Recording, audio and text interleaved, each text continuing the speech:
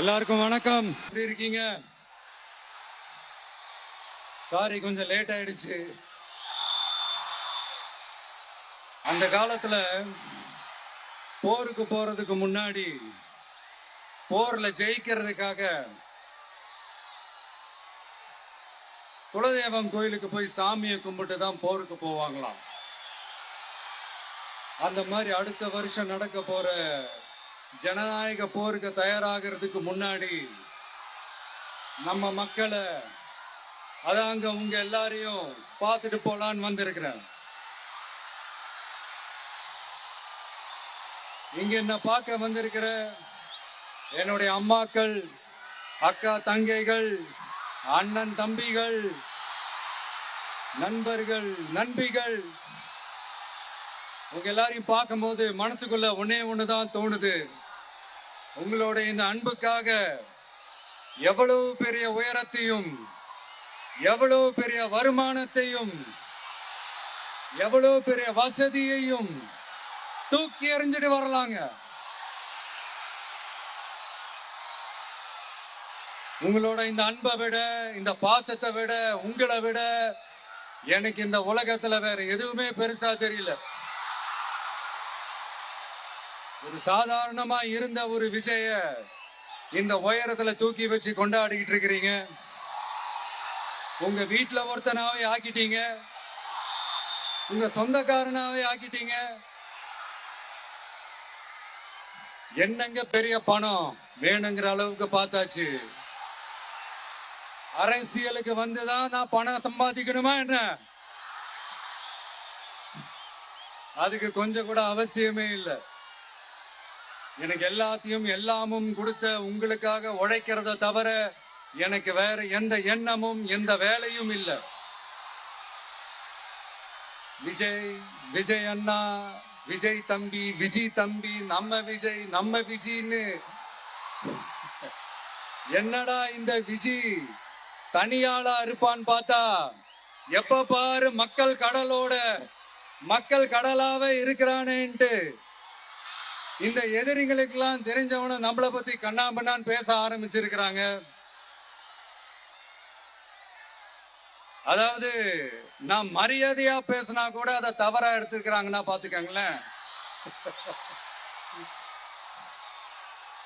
அதனால யார் என்ன சொன்னாலும் அறிஞர் அண்ணா அவர்கள் சொன்ன அந்த பஞ்சு தான், வாழ்க வசவாளர்கள் அப்படின்னு சொல்லிட்டு போயிட்டே இருக்க வேண்டியதுதான்.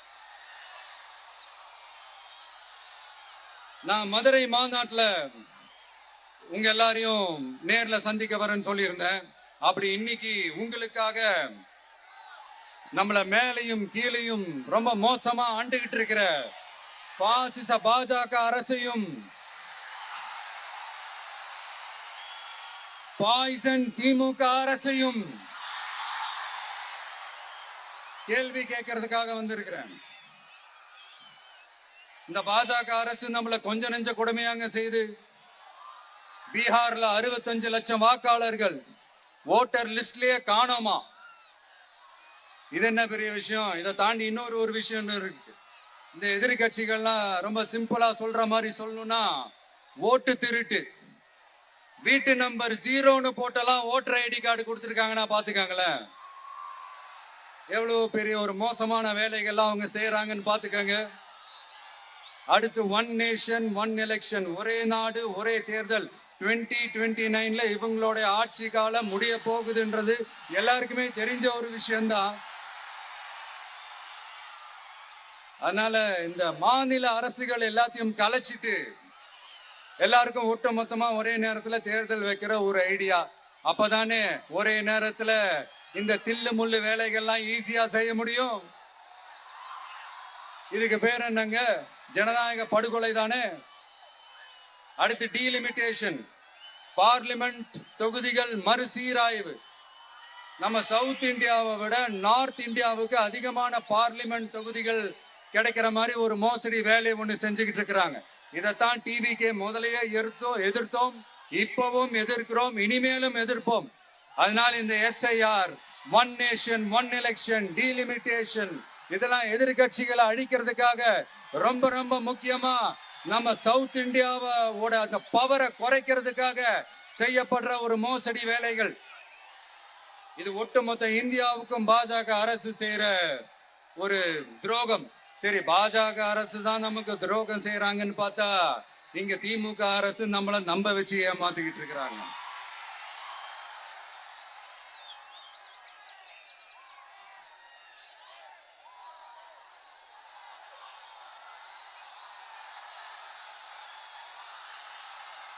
கிட்டத்தட்ட நானு நீங்க எல்லாருமா சேர்ந்துதான் இவங்க நல்லது செய்வாங்கன்னு நினைச்சு தேர்ந்தெடுத்தோம். ஆனா நீங்க பாத்தீங்கன்னா, thank you, I love you, thank you thank you thank you. நீங்க பாத்தீங்கன்னா ஒரு 505 தேர்தல் வாக்குறுதிகளை நமக்கு தமிழ்நாட்டு மக்களுக்கு கொடுத்தாங்க. அதுல எத்தனை வாக்குறுதிகளை இந்த திமுக கவர்மெண்ட் நிறைவேற்றிருக்கு?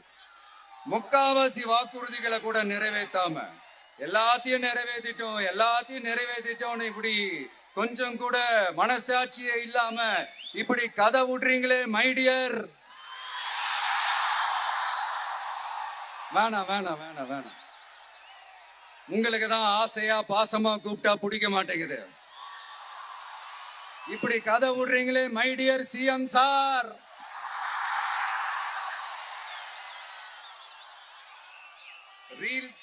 ரீல்ஸ் வேற, ரியாலிட்டி வேற நீங்களே சொல்லிட்டு இப்ப நீங்க விடுறது அம்பட்டும் ரீல்ஸ் தான். அதுல எல்லாம் பாதியில அருந்தும் போயிடுச்சு. அப்படி அருந்து போன ரீல்ஸ் எல்லாம் கொஞ்சம் என்னன்னு பாப்போமா? கேஸ் சிலிண்டருக்கு மானியமா 100 ரூபாய் தரேன்னு சொன்னீங்களே, தந்தீங்களா? 1000 ரூபாய் ஒருத்தர் விடாம எல்லா பெண்களுக்கும் தருவேன்னு சொன்னீங்களே, தந்தீங்களா? டீசல் விலையில மீதி இருக்கிற 3 ரூபாய் குறைப்பேன்னு சொன்னீங்களே, குறைச்சிங்களா? நீட்டு தேர்வை ரத்து செய்வோம்னு சொன்னீங்களே, ரத்து செஞ்சீங்களா?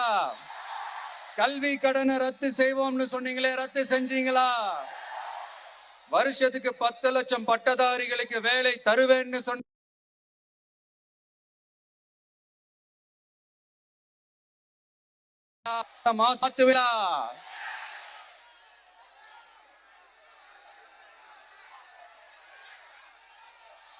மீனவர்களை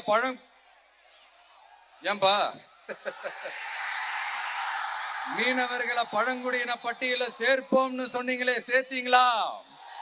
மீனவர்களுக்கு 2 லட்சம் வீடுகள் கட்டி தரப்படும் சொன்னீங்களே, கட்டி தந்தீங்களா?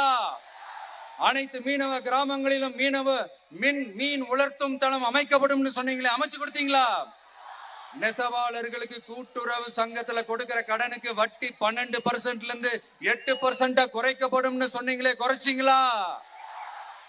ஆட்டோ ஓட்டுறவங்களுக்கு சொந்த ஆட்டோ வாங்க 10,000 மானியம் வழங்குவோம்னு சொன்னீங்களே, வழங்குனீங்களா? அரசு ஊழியர்கள் ஆசிரியர்களுக்கு ஓல்டு பென்ஷன் ஸ்கீம் கொண்டு வருவேன்னு சொன்னீங்களே, கொண்டு வந்தீங்களா? பகுதி நேர ஆசிரியர்களுக்கு பணி நிரந்தரம்னு சொன்னீங்களே, செஞ்சீங்களா? சத்துணவு மற்றும் அங்கன்வாடி பணியாளர்களுக்கு அரசு பணி உறுதின்னு சொன்னீங்களே, செஞ்சீங்களா?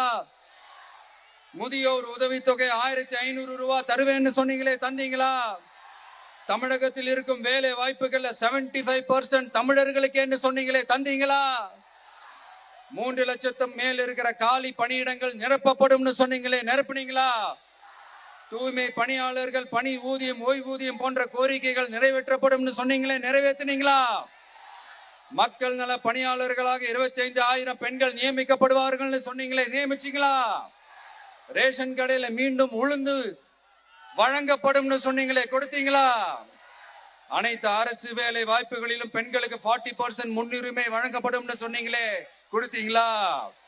35 வயதுக்கும் மேற்பட்ட திருமணமாக ஆதரவற்ற பெண்களுக்கு கல்வி தகுதிக்கு ஏற்ப அரசு வேலை வழங்கப்படும் சொன்னீங்களே, வழங்கினீங்களா?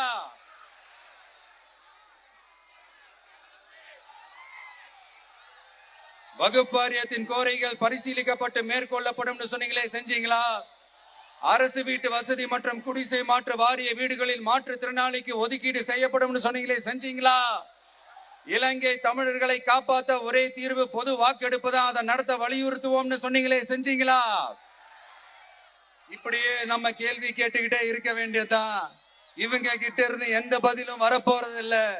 ஏன்னா இருந்தாதானே. அதனால நான் உங்களை கேட்கிறேன், செய்வோம் செய்வோம் செய்வோம் செய்வோம்னு சொன்னாங்களே, செஞ்சாங்களா? சத்தமா சத்தமா? மை டியர், வேணாம் வேணாம் வேணாம். அப்படி கூப்பிட்டா, ஆசையா பாசமா கூப்பிட்டா அவங்களுக்கு பிடிக்க மாட்டேங்குது. அதனால கேக்குதா மை டியர் சிஎம் சார்? அவங்க பண்றது துரோகம்னா நீங்க பண்றது நம்பிக்கை மோசடி. இது ரெண்டுமே ஒண்ணுதான், ரெண்டுமே ஏமாத்து வேலைதான், இது ரெண்டுமே ஜனநாயக குற்றம் தான். இப்படி ஏமாத்துறதுல இவங்க ரெண்டு பேருமே ஒரே வகைராதான்.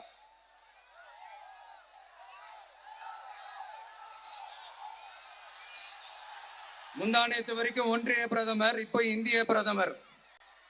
இப்படி மாத்தி மாத்தி பிளேட்டை மாத்தி மாத்தி பேசுறதுல நம்ம சிஎம் சார் ரொம்ப பிரில்லியன்ட். இப்ப புரியுதா மக்களே?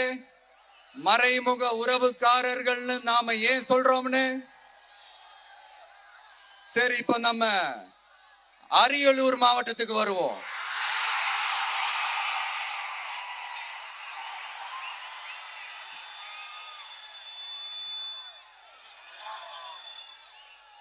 தமிழகத்தோட வறட்சியான மாவட்டங்கள முதல் வரிசையில காலங்காலமா இருக்கிற மாவட்டம் தான் நம்ம அரியலூர் மாவட்டம்.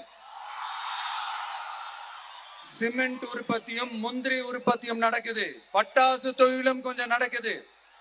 ஆனா இங்க இருக்கிற இந்த தொழிலையாவது மேம்படுத்தலாம்னு இந்த கவர்மெண்ட் ஏதாவது யோசிக்குதான்னு கேட்டா ஜீரோ தான். சிமெண்ட் ஆலைகளால ஏற்படுற மாசுபாட்டுல இருந்து மக்களை பாதுகாக்க என்ன நடவடிக்கை எடுக்கப்பட்டிருக்குன்னு தெரியல.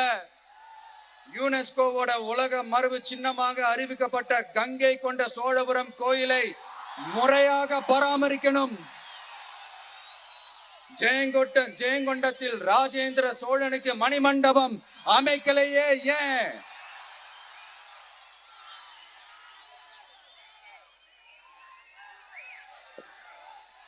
மருதையாத்தோட குறுக்க வாராணவாசி தடுப்பணை கட்டுறதை பத்தி 4 வருஷமா கண்டுக்கலையே ஏன்?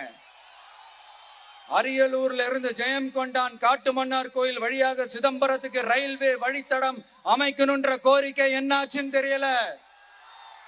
ஜெயங்கொண்டத்தில் இருந்து கும்பகோணத்திற்கு ரயில்வே வழித்தடம் அமைக்கணும்ன்ற கோரிக்கை என்னாச்சுன்னு தெரியல. அரியலூர்னாலே முந்திரி உற்பத்தி தான் பிரதானம், அதனால முந்திரி தொழிற்சாலை அமைக்கணும்ன்ற கோரிக்கை என்னாச்சுன்னு தெரியல. இந்த மாவட்ட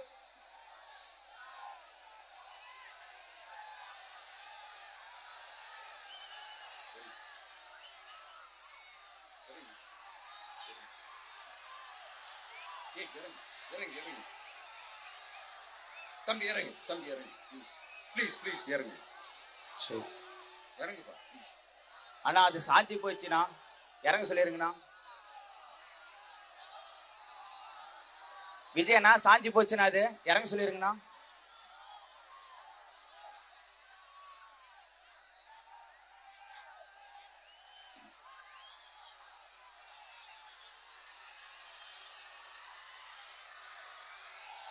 ஹலோ பிரதர் சார், அவரை இறங்க சொல்லுங்க ப்ளீஸ்.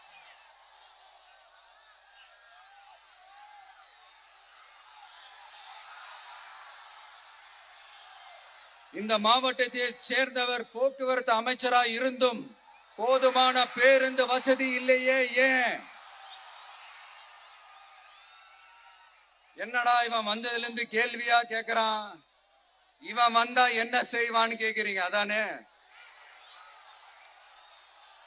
தீர்வை நோக்கி போறதும் தீர்வை காண்றதும் மட்டும்தான் நம்ம டிவிக்கோட லட்சியமே. நம்மளோட தேர்தல் அறிக்கையில இதுக்கான விளக்கத்தை ரொம்ப தெளிவா சொல்லுவோம். ஆனா அதுக்கு முன்னாடி அதை செய்வோம் இதை செய்வோம் இந்த பொய்யான வாக்குறுதிகள்லாம் எப்பவுமே கொடுக்க மாட்டோம். எது நடைக்கு சாத்தியமோ எது உண்மையோ அதை மட்டும்தான் கொடுப்போம். ஆனா அட் த சேம் டைம் மருத்துவம், குடிநீர், ரேஷன், கல்வி, அடிப்படை சாலை வசதி, மின்சாரம், இந்த மாதிரி அடிப்படை விஷயங்கள்ல நோ காம்ப்ரமைஸ். பெண்கள் பாதுகாப்புல, சட்டம் ஒழுங்கு பாதுகாக்கிறதுல நோ காம்ப்ரமைஸ். சிம்பிளா நம்மளுடைய விஷன் என்னன்னு சொல்லணும்னா, ஏழ்மை வறுமை இல்லாத தமிழகம்,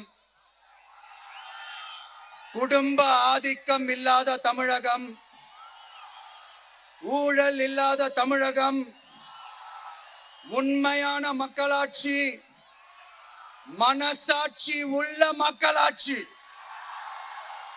கான்பிடண்டா இருங்க, நல்லதே நடக்கும், வெற்றி நிச்சயம். மீண்டும் சந்திக்கும் வரை நன்றி, வணக்கம்.